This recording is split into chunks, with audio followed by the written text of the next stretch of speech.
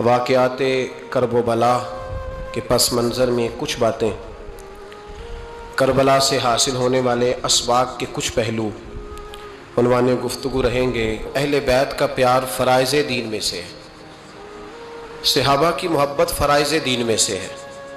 اس طرح نماز پڑھنا فرض ہے، روزہ رکھنا فرض ہے، حج کرنا فرض ہے، زکوٰۃ دینا فرض ہے، استطاعت ہو تو حج کرنا فرض ہے، اسی طرح ابو بکر صدیق سے پیار کرنا بھی فرض ہے، جناب عمر سے محبت کرنا بھی فرض ہے، حضرت عثمان کی عقیدت بھی فرض ہے۔ اور نبی پاک نے فرمایا علی سے پیار کرنے والا مومن ہے، اور فرمایا بغض علی نفاق، اس کے سینے میں علی کا بغض ہو وہ منافق ہے،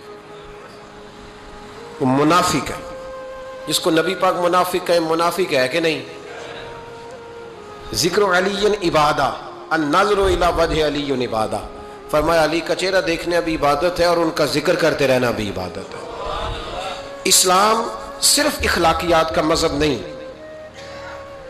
اخلاق، مسلمان کا اخلاق یہ اس کا پھل ہے، یہ اس کا پتے ہیں، پھول ہیں، لیکن نبی پاک کی غلامی، حضور کی محبت، صحابہ اور اہل بیت کا احترام یہ ایمان کی جڑ ہے۔ جڑ مضبوط نہ ہو تو نہ پھول اگتے ہیں، نہ پھل آتے ہیں، نہ ٹہنیوں پر کوئی پتا آتا ہے۔ جڑ کا مضبوط ہونا بڑا ضروری ہے۔ ان محبتوں کا سینے میں اٹھنا، پہلا پہلو آج کے موضوع کا اس کو ذہن میں رکھیں، محبت کا جوش مارنا، محبت کا جوش مارنا، پیار کا بڑھنا، طبیعت میں ذوق پیدا ہونا، یہ ایمان کی علامت ہے۔ یعنی حضرت عمر کی بات سن کے دل کا ٹھنڈا ہونا ایمان کی علامت ہے، اور امام حسین کی بات سن کے طبیعت کا سکون میں آنا یہ ایمان کی علامت ہے۔ حضرت فاطمہ الزہرا کا ذکر ہو اور وجود کے رونگٹے کھڑے ہو جائیں، طبیعت پہ کیف طاری ہو جائے، سیدہ زینب کا تذکر آئے تو آنکھوں میں آنسو چھلک پڑے، یہ ایمان کی علامت ہے۔ انسان کے وجود پر اثر ہو، لیکن جو آدمی کچی کچی باتیں کرے، کمزور کمزور کہانیاں سنائے کہ نہیں جی وہ ٹھیک ہے، اہل بیت ہی اصل تھے، سارا کچھ وہی تھے، صحابہ بس وہ، بھائی جس آدمی کے پیچھے مولا علی نماز پڑھتے ہیں وہ بندہ تجھے قبول کیوں نہیں؟ جس ابو بکر صدیق کے پیچھے وہ نمازیں پڑھتے ہیں تجھے کیوں نہیں قبول؟ جس عمر کے وہ مشیر بنتے ہیں تجھے کیوں نہیں حضرت عمر قبول؟ اور جس عثمان غنی کے بارے میں مولا علی کی یہ رائے ہے کہ امام حسن اور حسین کو تلواریں دے کے حضرت عثمان کے دروازے پر کھڑا کر کے کہا بیٹا یہاں کھڑے رہنا، کوئی دشمن عثمان کے قریب نہ آنے پائے، تو جس عثمان کے حضرت علی محافظ ہیں تجھے وہ عثمان کیوں قبول نہیں؟ یاد رکھو، ہم لعنت بھیجتے ہیں فرقہ واریت پر، امت کو تباہ کرتے ہیں وہ لوگ جو فرقہ واریت پیدا کرتے ہیں، لیکن آپ کو بتاؤں جس جماعت سے آپ کا تعلق ہے نا اس جماعت کی امت مسلمہ کو ضرورت ہے۔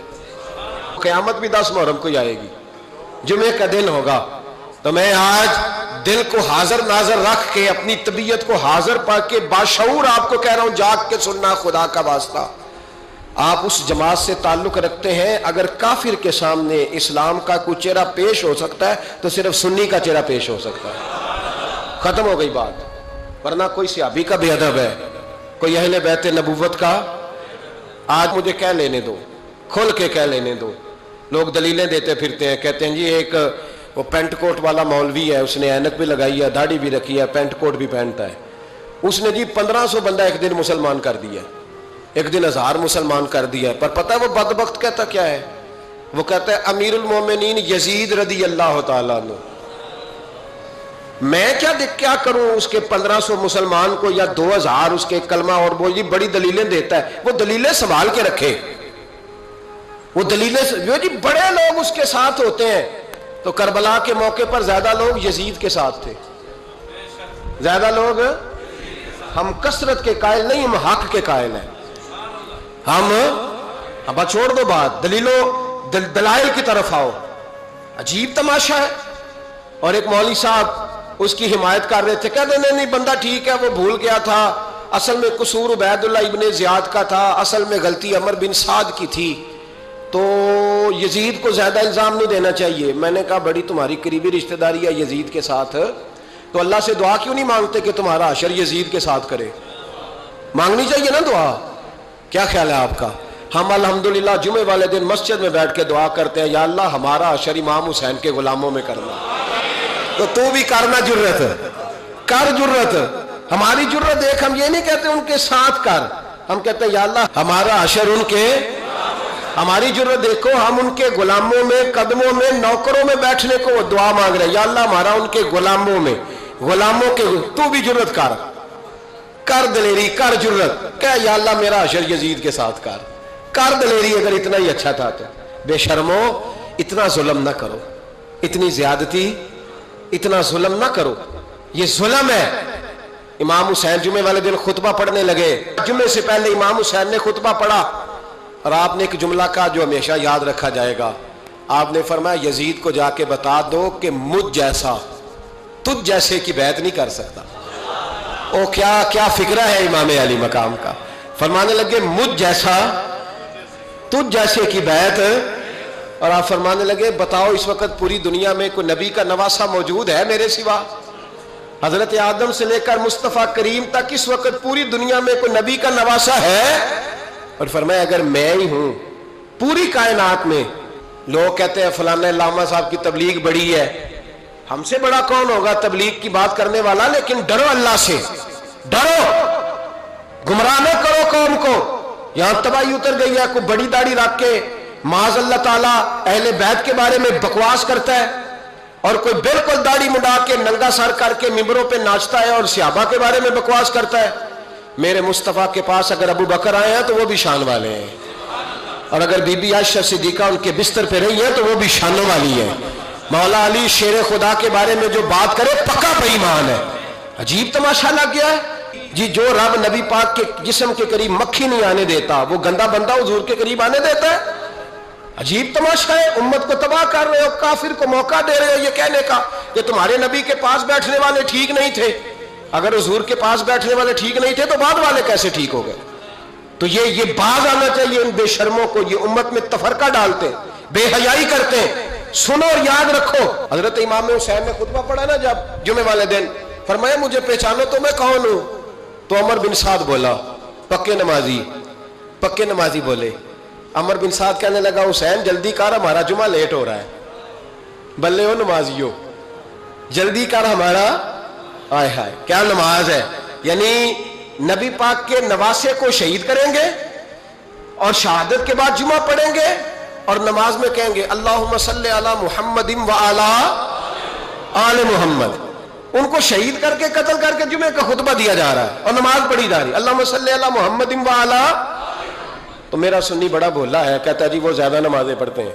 تو زیادہ نمازیں تو عمر بن سعد بھی پڑھتا تھا، تو بھولا۔ او خدا کے دیکھیں نا، جتنی نماز کی اخلاق کی بات شاید میں کرتا ہوں، آپ کو جماعت میں کم لوگ ملیں گے، لیکن یاد رکھنا نماز عقیدہ نہیں، روزہ عقیدہ نہیں، عقیدہ حسین ہے، عقیدہ حسن ہے، عقیدہ علی ہے، عقیدہ عثمان غنی ہے، عقیدہ عمر فاروق ہے۔ میں اس شخص کو کیا کروں؟ مجھے اس شخص کی کیا ضرورت ہے جو ممبر پہ بیٹھ کے کہتا ہے حسین ابن علی باغی تھے؟ وہ شخص، اس کی نماز روزہ حج زکوٰۃ دیکھا جائے گا؟ آؤ قرآن مجید سورہ شورا آیت نمبر 23، گھر جا کے قرآن مجید کھولو، یہ والی آیتیں بھی پڑھا کرو، یہ والی بھی کھولا کرو۔ صحابہ جمع ہو کے نبی پاک کے پاس آئے، عرض کی یا رسول اللہ صلی اللہ علیہ وسلم آپ کے خرچے زیادہ ہیں، آمدن کا ذریعہ کوئی نہیں۔ جس طرح آج لوگ ہر پیر صاحب سے نہیں پوچھ رہے، علامہ صاحب سے، کہ آپ کام کوئی نہیں کرتے، کپڑے پھر بھی سفید پہنتے ہیں، کیا ذرائع آمدن ہے، پھر بھی آپ گاڑی میں گھومتے ہیں۔ ہمارا تو پروگرام تھا مولوی بھوکا مر جائے، پر اس کے پاس آتے ہیں تو یہ تازی چائے پلاتا ہے، کیا مطلب، کس طرح کا رویہ ہے؟ صحابہ کے بار وہ یہ نہیں سوچتے تھے آتے کام، وہ کہتے تھے آگے بڑھ کے حصہ ڈالیں۔ وہ سارے آگے بڑھے، کہا یا رسول اللہ صلی اللہ علیہ وسلم اخراجات زیادہ ہیں، ذرائع آمدن بظاہر کوئی نہیں، نذرانوں پہ اعتراض نہ کیا کرو، نذرانہ دینا نبی پاک کی سنت ہے، نذرانہ قبول کر لینا نبی پاک کی، بولو، حضور کی سنت ہے۔ تو صحابہ جمع ہو کے آئے, ایک جگہ پہ میٹنگ کی, کہا تھوڑے سے پیسے ہر مہینے پیش کریں گے. تو حضور سے بات کون کرے گا پیسوں کی؟ کہا ہم نے نہیں کرنی, نبی پاک کے چچا جناب عباس کریں گے. حضرت عباس رضی اللہ تعالیٰ عنہ کے ذمہ لگایا گیا, جناب عباس آئے. حضرت عباس رضی اللہ تعالیٰ عنہ پیسے لے کے آئے, اور سیانے بندے تھے, انہوں نے بڑی سمجھداری والی عقل مندی والی بات چھیڑی. یہ نہیں کہا کہ حضور ہم یہ نذرانہ دیں گے. کہنے لگے یا رسول اللہ ہمیں پتہ ہے آپ کی مذہبی مصروفیت اتنی ہے کہ آپ کو ٹائم نہیں ملتا کاروبار کرنے کا, اگر آپ کام کریں گے تو پھر آپ کس طرح کر کے دین کا کام ہو سکے گا. اور یا رسول اللہ آپ نے جو ہمارے لیے کیا ہے اس کا ہم بدلہ نہیں دے سکتے, ایک حرف کا بدلہ نہیں دے سکتے. حضور یہ تھوڑا سا نذرانہ ہر مہینے لایا کریں گے, قبول کر لیں. نبی پاک کے سامنے رکھا ہی تھا کہ اللہ کا قرآن بول پڑا, کا کل لا اسألکم علیہ اجرا, محبوب ان سے فرما دو کہ میں نے تمہارے لیے بڑی تکلیف سہی ہے, پر میں تم سے کوئی اجر نہیں مانگتا, تم سے کوئی اجر نہیں مانگتا. ہاں اگر تم نے کچھ کرنا ہے الا المودۃ فی القربى, تو میرے قریبیوں سے پیار کرتے رہنا, میری ختیجہ سے پیار کرنا, میری عائشہ کا ادب کرنا, میرے قریبیوں کا احترام کرنا. یا رسول اللہ ازواج تو گھر میں ہے ہی, قریبی کوئی اور بھی خاص ہے جس کا ادب کرنا ہے؟ تو نبی پاک نے فرمایا ہاں علی, فاطمہ, علی اور فاطمہ کی اولاد. فرمایا ان کا ادب کرتے رہنا, اس کا مطلب یہ ہوگا کہ تم نے میرے ساتھ بڑا ہی اچھا سلوک کیا ہے. کہا ان کا ادب کرنا, جناب علی, سیدہ فاطمہ, اور دونوں کی ان کا ادب کرنا فرائض دین, اہل بیت کا ادب کرنا فرائض. کچھ لوگ کہتے ہیں کچھ لوگ جی سید بن گئے ہے نہیں, پر تو میں کہ جڑے بن گئے نا انہوں نے اللہ آپ ہی پوچھ لے گا, تو ادب کر. جڑے بن گئے نے اللہ, شیخ الاسلام والمسلمین حضرت خواجہ قمر الدین سیالوی رحمت اللہ تعالی علیہ, دو بندے خواجہ صاحب سے مل رہے تو ان کو پتا تھا کہ خواجہ صاحب سیدوں کا بڑا احترام کرتے. اعلیٰ حضرت فاضل بریلوی کا جب عرس ہوتا ہے نا بریلی شریف, تو سیدوں کو اسٹیج پہ بٹھایا جاتا ہے اور بڑے بڑے عالم نیچے بیٹھتے. تو دو بندے آ گئے, کچھ لینے کچھ مانگنے, تھے فرار دونوں. ٹانگے سے اترے تو سیال شریف کے رستے میں درمیان میں پروگرام بنایا کہ سنا ہے خواجہ صاحب سیدوں کا بڑا ادب کرتے ہیں, سید نہ بن جائیں. بن بھی جاتے ہیں نا لوگ, وہ سید نہ بن جائیں. ٹھیک ہے جی بن جاؤ, بن گئے سید.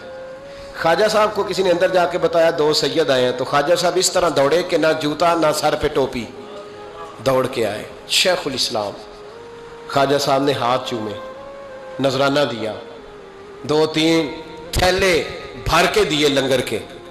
جب وہ جانے لگے نا تو خواجہ صاحب ان کے ساتھ باہر تک آئے, جہاں انہوں نے سید ہونے کا پروگرام بنایا تھا وہاں تک ساتھ آئے, ان کو روانہ کیا. تو ان میں سے ایک بندہ خود ہی بول پڑا, کہنے لگا حضور یہاں لوگ دروازے تک چھوڑنے آتے ہیں یا گاڑی تک؟ نہ دروازہ نہ گاڑی, آپ درمیان میں رخصت کرنے آئے, سمجھ نہیں آئی. تو خواجہ صاحب فرمانے لگے تم یہیں سید بنے تھے, یہاں تک ادب کرنا ضروری تھا. یہاں تم سید بنے تھے, یہاں تک ادب کرنا, پیچھے تم سید نہیں ہو تو میں کیسے ادب کروں؟ جہاں تک تم سید ہو وہاں تک ادب کرنا.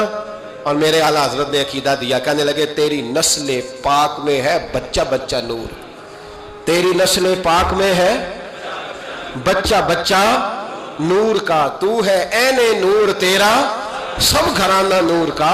تو میاں صاحب نے اس کی وضاحت بھی کی. میاں صاحب سے کہا حضور ادب کرتا کون ہے؟ سارے تو ادب کرتے نہیں. تو میں دور نہیں نہ جاتا, پرانے محدثین نہیں پوچھتا, یہ کشمیر میں میاں محمد بخش صاحب سے پوچھ لیتے حضور ادب کرتا کون ہے؟ تو میاں صاحب فرمانے لگے اصلا نال جے نیکی کریے. کنہ نال؟ اصلا نال جے نیکی کریے تے وہ نسلہ تاک نہیں پھول دے. ہاں بے اصلا نال نیکی کریے تے پھول کنڈیاں نال تول دے. بے اصلا فرمانے لگے جو اصل ہوگا نا اخلاق کا, کردار کا, خاندان کا اصل, وہ ہمیشہ مصطفیٰ کے صحابہ کا بھی احترام کرے گا اور اہل بیت نبوت کا بھی ان کا ادب کرے. سنیں نبی پاک نے کیا فرمایا, ترمذی میں حدیث ہے. نبی پاک نے خطبہ حجت الوداع دیا. لوگ ہمیں کہتے ہیں نماز روزہ حج زکات اس سے آگے نہ جاؤ. حضور نے خطبہ دیا, فرمایا میں تمہیں 2 چیزیں دے کے جا رہا ہوں, اگر تھام کے رکھو گے تو گمراہی تمہارے پاس نہیں آئے گی. یا رسول اللہ کون کون سی؟ فرمانے لگے ایک میں تمہیں قرآن دے کے جا رہا ہوں, دوسرا اپنا خاندان دے کے جا رہا ہوں. ان کو تھام کے رکھنا، گمراہی کبھی تمہارے پاس ان کو تھام. سنو حضرت اسامہ بن زید رضی اللہ تعالیٰ عنہ. حضرت اسامہ آپ فرماتے ہیں مجھے نبی پاک سے کوئی کام تھا، یہ بھی ترمذی کی حدیث ہے. کہتے ہیں میں حضور سے ملنے گیا تو میں نے نا حضور سے بات چھیڑی، نبی پاک سے میں نے ذکر چھیڑا.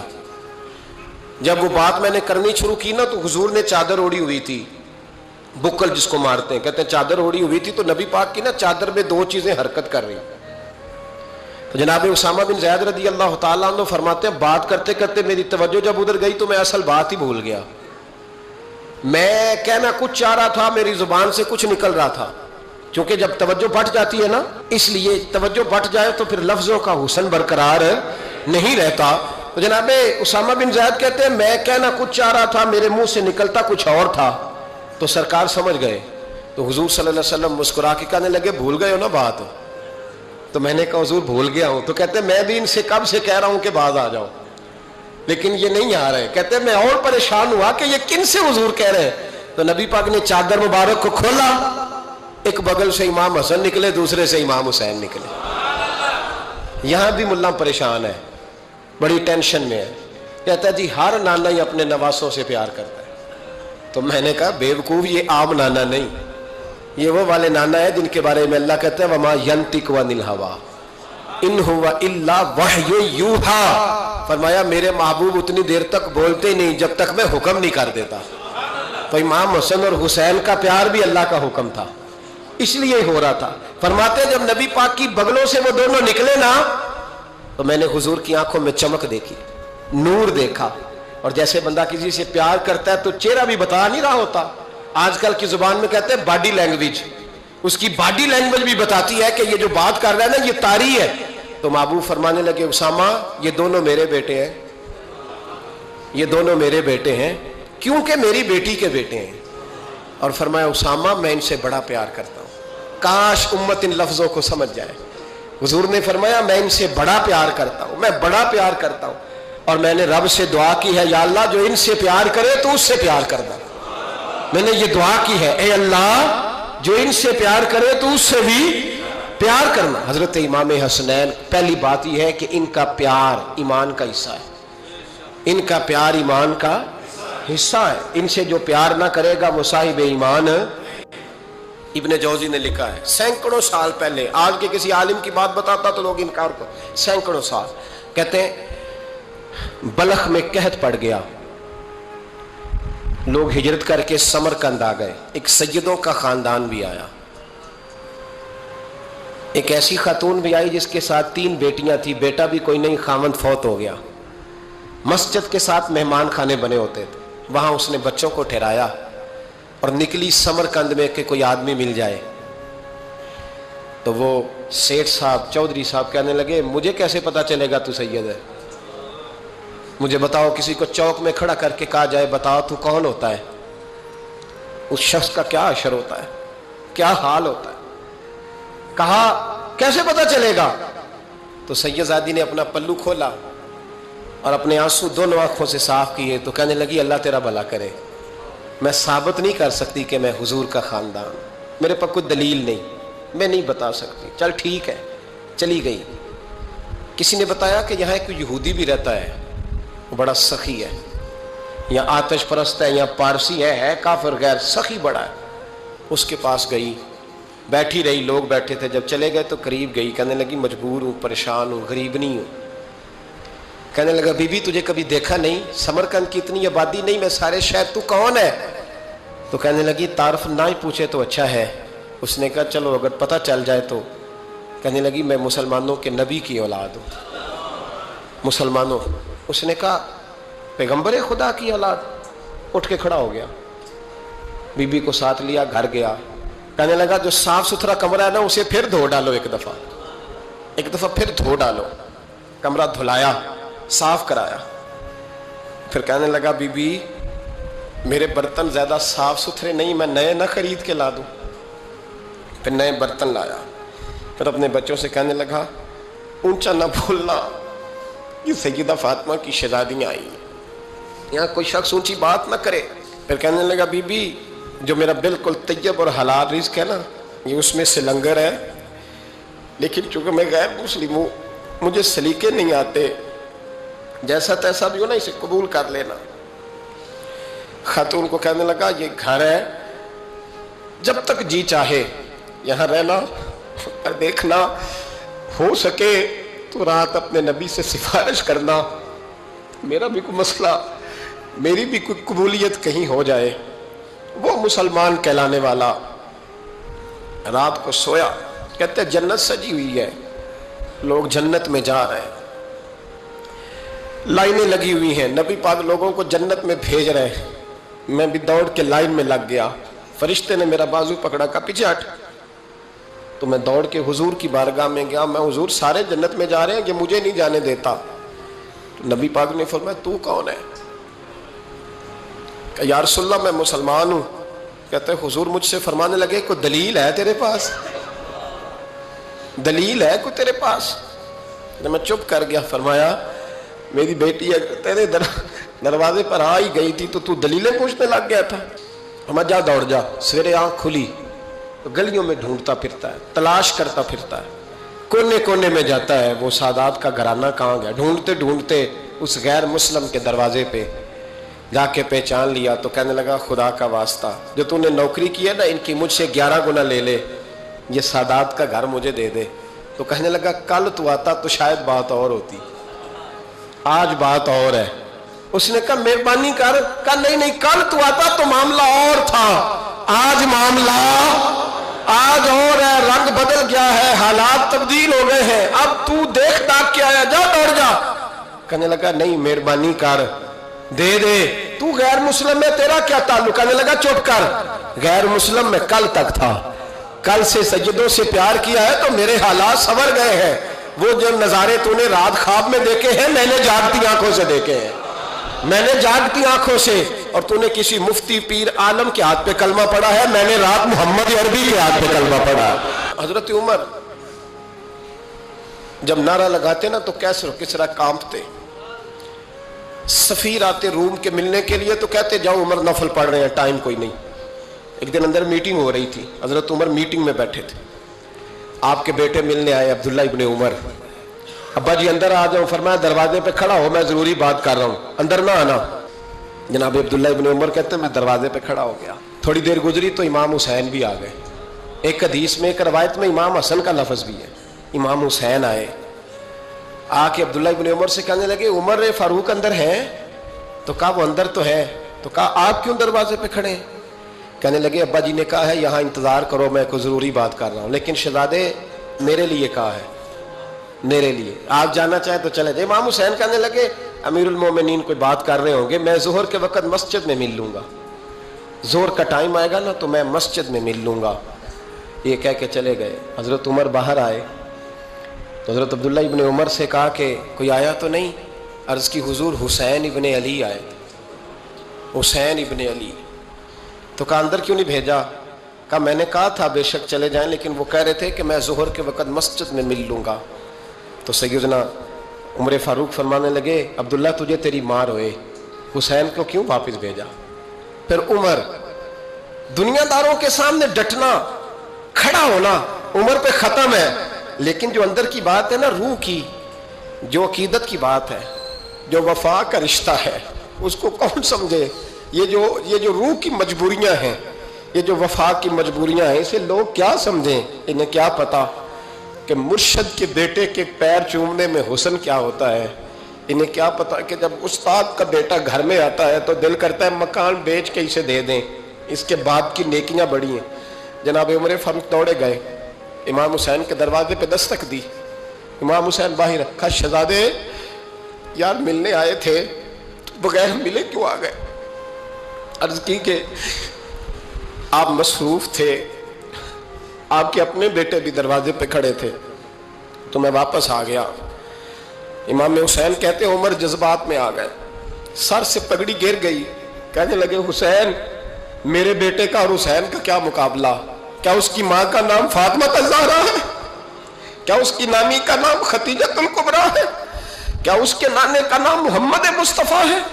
اور پھر سر سے پگڑی اتری تھی، اپنے بال زور سے پکڑ لیے، کہنے لگے حسین میں نا مکے میں اونٹ چرایا کرتا تھا، اور ڈنڈوں سے مار کھاتا تھا اپنے باپ سے.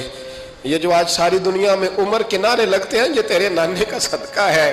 شہزادے میری وفا اور میری وفا میں جب تیرا دل کرے نا توڑ کے آ جایا کر. عمر تو لوگ. ایک دن امام حسین نے آ کے نا جناب فاروق اعظم سے کہا, خطبہ دے رہے تھے بچوں کی طبیعت شروع میں, پتہ نہیں کیا بات آئی امام حسین کے دل میں, کہنے لگے عمر نیچے اترو, یہ میرے نانا کا ممبر ہے.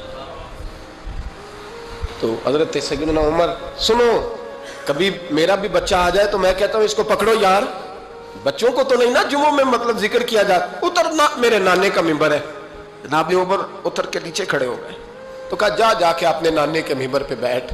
تو حضرت عمر رو پڑے, کہنے لگے شہزادے میرے نانے کا ممبر ہی کوئی نہیں ہے ہی نہیں, یہ ممبر یہ مصلی یہ تیرے نانے کی شان ہے, میرے نانے کا کوئی ممبر نہیں, تیرے ہی نانے کا ممبر ہے.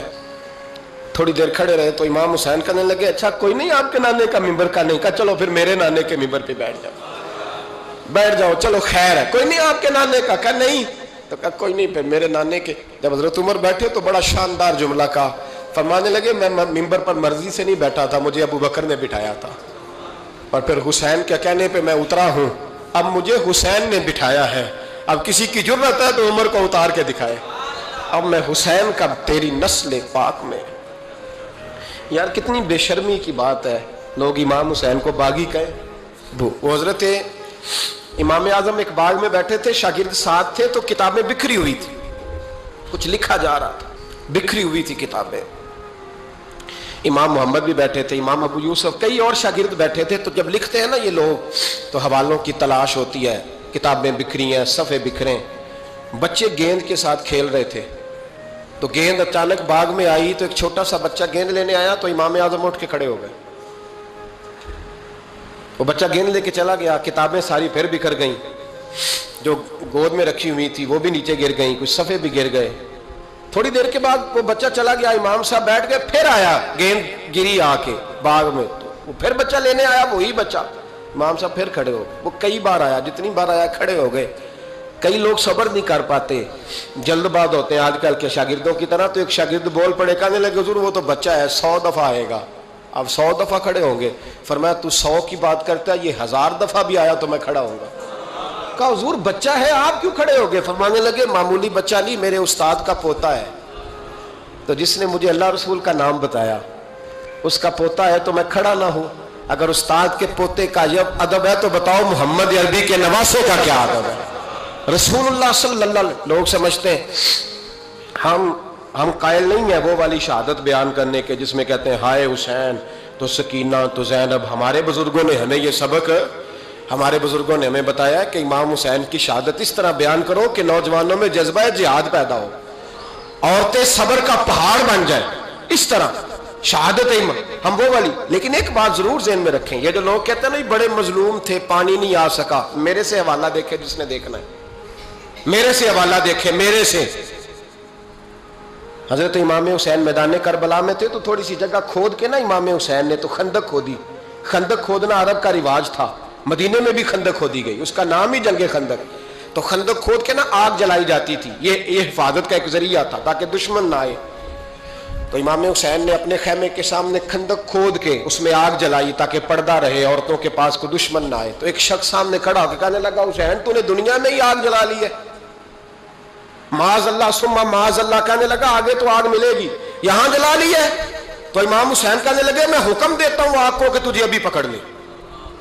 لوگ کہتے ہیں مظلوم تھے, میں حکم دیتا ہوں آگ کو تجھے ابھی پکڑ لے.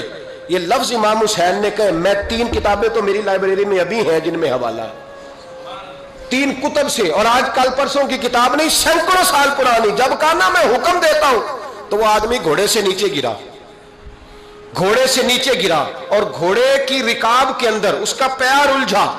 گھوڑا ڈر کے اتنا دوڑا کہ جا کے اس آدمی کو آگ میں پھینک دیا. امام حسین کے سامنے جل کے مر گیا.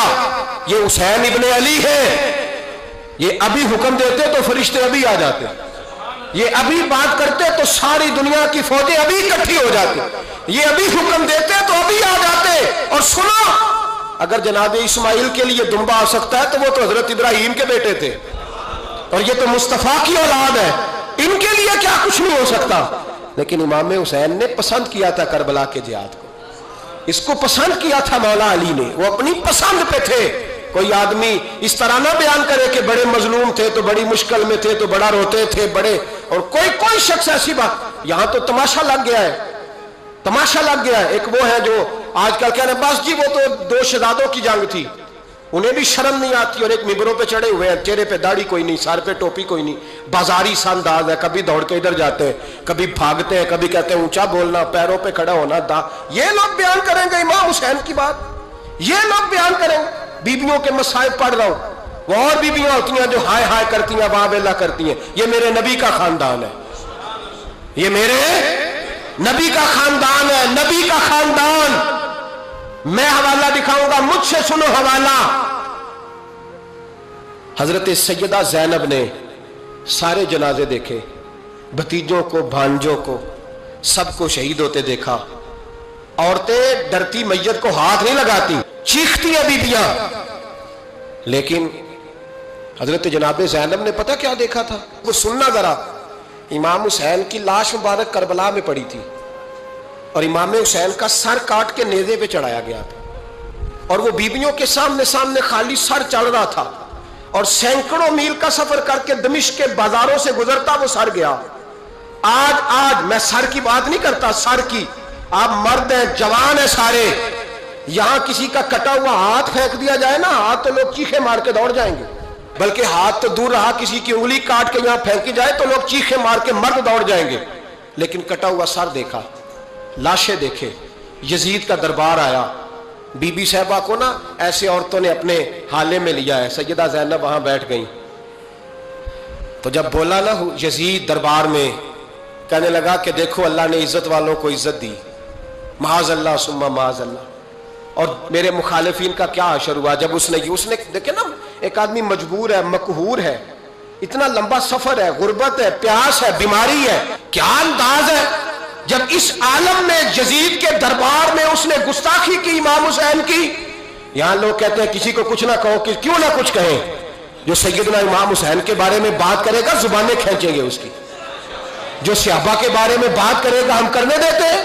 یہ کیا بات ہوئی؟ گستاخی کرنا، بے ادبی کرنا، یہ کون سا دین ہے؟ یہ تو تم بے دینی پھیلا رہے ہو۔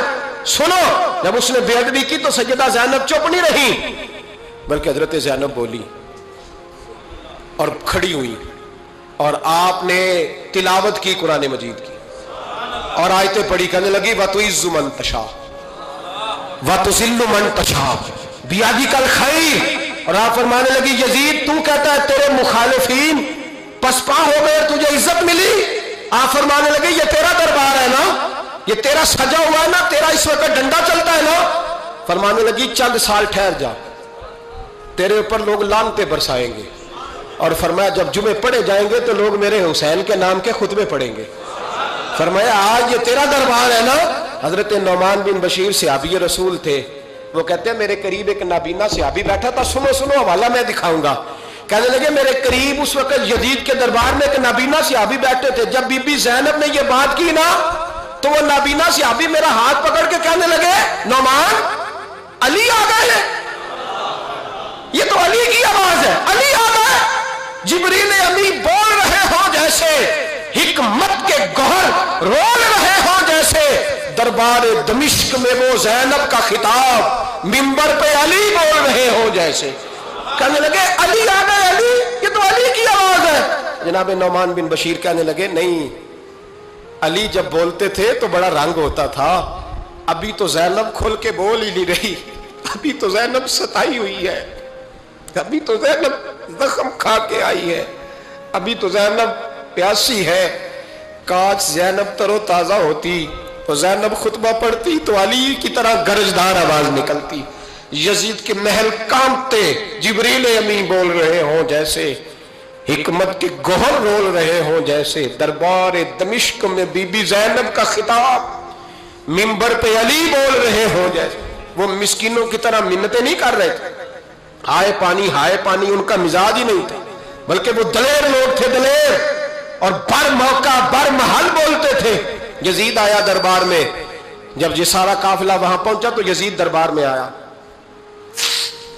اور جب وہ دربار میں آیا تو بادشاہوں کا طریقہ ہے گاڑیاں، اب ہمارے بادشاہوں نے روٹر والی گاڑیاں رکھی ہوئی ہیں، وہ یوں یوں چلتی ہیں، شور ہوتا ہے پیچھے. یہ اس زمانے میں کہا جاتا تھا با دبا ملاحظہ ہوشیار، پیچھے ہٹ جاؤ پیچھے ہٹ جاؤ، نعرے لگنے لگے. تو یزید کا ایک ناخلف بیٹا امام زین العابدین سے کہنے لگا تیرا باپ کہاں ہے؟ دیکھ یہ میرے باپ دادا کے نعرے، دیکھ میرے باپ کے نعرے، تیرے کدھر ہے؟ ابھی یہ بات شروع اس نے کی تھی کہ دمشق کی جامع مسجد میں زور کی اذان ہو گئی، اور جب مؤذن نے کہا نا اشہد ان محمد رسول اللہ، تو امام زین العابدین اس کا ہاتھ پکڑ کے کہنے لگے یہ میرے نانا کے نعرے لگ رہے ہیں، اگر تیرا ہے تو بتا، یہ میرے نانا کے نعرے ہیں. اور فرمایا تیرے باپ کے 2-2.5 سال لگیں گے، میرے نانے کے قیامت کے بعد بھی لگیں گے. میرے نانے کے نعرے قیامت کے یہ لگتے رہیں گے، لگ رہے ہیں اور لگتے تھے اور لگتے رہیں گے. میرے بھائی یاد رکھو دلیری، ہمت، پہلی بات ان سے پیار کرنا ہے، دوسرا ان کی ہمت، ان کا مقام دلیری کرنا ہے، ان کا کام ہمت کرنا ہے، ان کا کام ڈٹ جانا ہے. کمزوری دکھانا اہل بیت کا طریقہ ہوتی ہے. حضرت عباس کے بازوؤں میں درد ہوتی، جناب زینب پھر پریشان ہوتی ہیں کہ ہم تو اس بے حیائی کے خلاف لڑے اور امت ابھی یہ گند کر رہی ہے. جو چوکوں میں کھڑا ہوتا ہے نا عورتوں کو تاڑتا ہے وہ یزید کے طریقے پہ عمل کرتا ہے. یہ دلائل ہے، آپ سوچ لیں، اندازہ کر لیں کہ ہم نے کس جماعت میں کھڑے ہونا ہے. اس لیے گند سارا نکالیں. امام حسین کا ایک پیغام آج اپنانا بڑا ضروری ہے. امام حسین نے سر سجدے میں کٹایا اور قرآن کی تلاوت نیزے کی نوک پہ بھی جاری رہی ہے. اس لیے آج کم از کم 10 نفل امام حسین کی سنت سمجھ کے ضرور پڑھیں گے انشاءاللہ. جنہوں نے روزہ رکھا ہے بڑا اچھا کیا ہے، چلو جو نہیں رکھ سکے پھر بھی نفلی ہے، کوئی فرض نہیں. کم از کم 3 دفعہ سورت یاسین کی تلاوت آج ضروری ہے امام حسین کے لیے. کریں گے انشاءاللہ تعالی. اگر وہ نیزے کی نوک پہ پڑھ سکتے ہیں تو آپ ان کی خاطر بھی تو پڑھ ہی سکتے ہیں نا. تو بہت ضروری کام آج نفل پڑھنا ہے اور بہت ضروری کام آج قرآن پاک کی تلاوت کرنا. کریں گے انشاءاللہ تعالی.